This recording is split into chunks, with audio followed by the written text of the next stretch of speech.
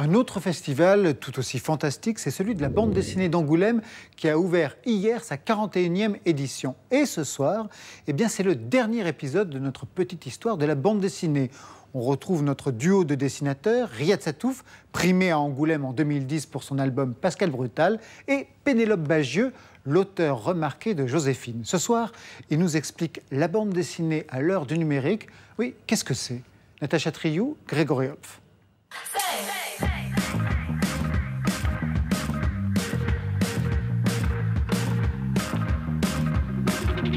C'est super intéressant la BD numérique et toutes ces applications en tablette, en téléphone. Ce qui est intéressant, c'est qu'en plus, on est au moment où les choses sont en train de se décider pour la suite. Ça change complètement le rôle de chacun. C'est que quel est le rôle d'un éditeur quand il n'a plus à imprimer de livres et qu'il n'a plus à les distribuer? Voilà. Un auteur, lui, il avait pensé son livre en 2 pages qui se font face. C'est très important, la case qui va être la dernière, parce que c'est celle sur laquelle on tourne. Donc, quand on pense à un livre, on le pense toujours en double page. C'est terminé, on a une tablette. Il faut imaginer une histoire qui se prête à ça.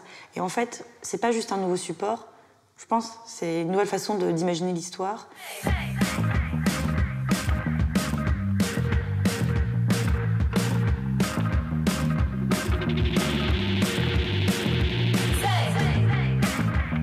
Pénélope Bagieux, c'est une des blogueuses les plus célèbres. Sa BD là, qui dénonçait la pêche en chalutage en eau profonde, là, on fait défiler la bande en faisant défiler l'écran, en descendant. Et en fait, le rythme est induit par le mouvement qu'on fait nous-mêmes. Il y a une participation avec la souris qui est un peu la même qu'avec la page.